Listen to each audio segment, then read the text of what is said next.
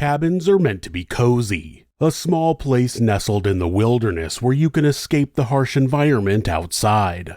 Many people feel safe inside a cabin, knowing that the dangers of the world are locked away outdoors. Sometimes, though, the cabin itself is the danger.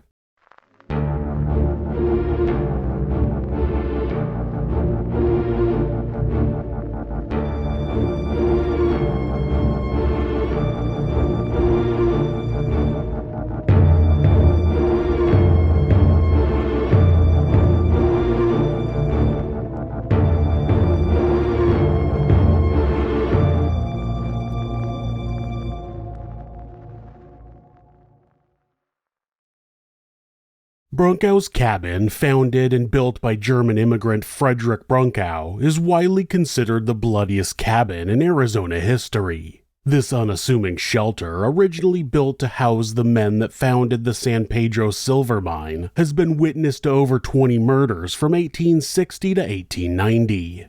Friedrich Brunckow was born in Germany in 1830. He attended the University of Westphalia, earning an engineering degree before setting out for the United States at 20 years old. He wanted to work in the mining sector, and there was certainly no better time to do that than during America's famous gold rush. He joined the Sonora Exploring and Mining Company, which took him west to Arizona.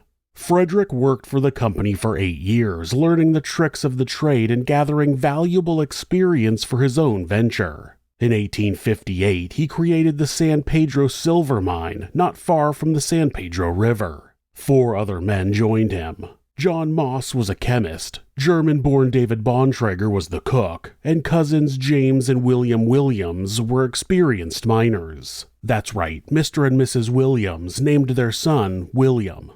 Mexican laborers were brought in to work in the mines, while Frederick set up a small supply store and a cabin where the miners could rest their heads. It wasn't anything fancy, just a small structure made of adobe with a fireplace for any cold nights, topped off with a tin roof. On July 23, 1860, William Williams left the San Pedro silver mine to travel west to Fort Buchanan for some flour. He arrived back at the mine 3 days later, making a gruesome discovery upon his return. William first found that the supply store had been ransacked. Some of their stock had been taken, and what was left had been thrown around the store.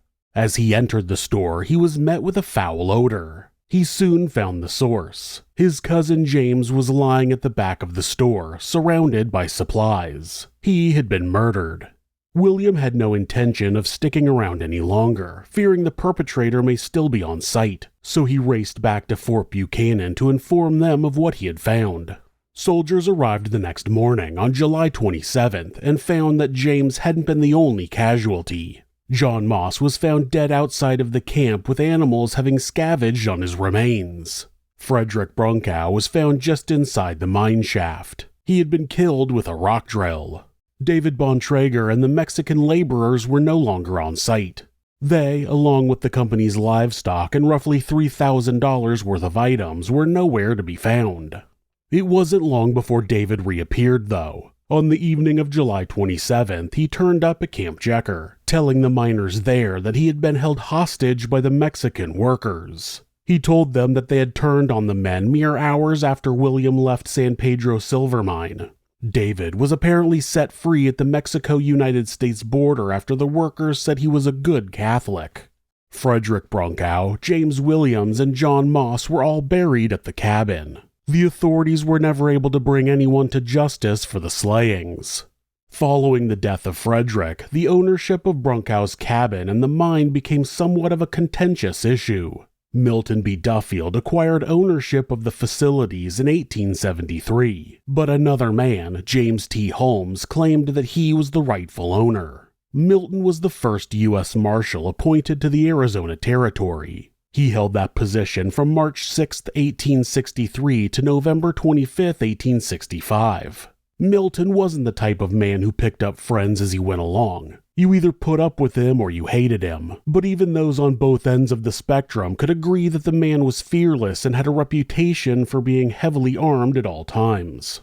On June 5, 1874, Milton arrived at Brunckow's cabin intending to evict James from the dwelling where he'd been living for some time.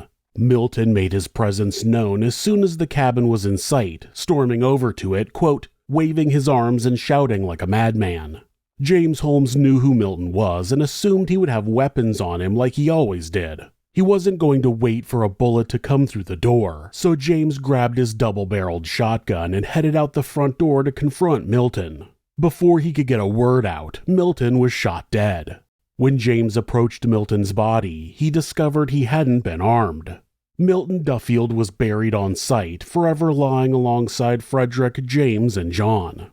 James Holmes was arrested for the murder and received a 3-year prison sentence. James escaped before he was put behind bars and never served any time for what he had done to Milton. The authorities made little effort to track him down, and he vanished from Arizona. Ed Schieffelin was a prospector who became known as the father of Tombstone. He discovered silver in Arizona, which led to the founding of the town of Tombstone. In 1877, not long before he first found silver, Ed created a camp at Brunckow's cabin. It was used as an exploration base that allowed him to search the area alongside his brother and fellow prospector Richard Gerd. While these men made it out alive, several Apache tribe members were buried at the cabin, which served as, quote, mute testimony to recent Apache raids. A few years passed until stories of the ghosts at Brunckow's cabin began appearing in Arizona newspapers through the 1880s. These ghostly apparitions were said to be haunting the cabin. In the time between Frederick Brunckow's death and 1881, over 17 men had lost their lives there. One article from the time read, quote, the graves lie thick around the old adobe house. Prospectors and miners avoid the spot as they would the plague, and many of them will tell you that the unquiet spirits of the departed are wont to revisit and wander about the scene.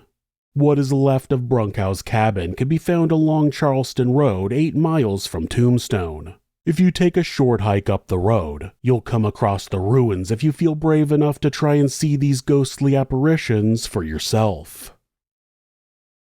Thanks for letting us tell you this sinister story. If you enjoyed it, subscribe on whatever platform you're on, and hit like, rate it, or leave a comment.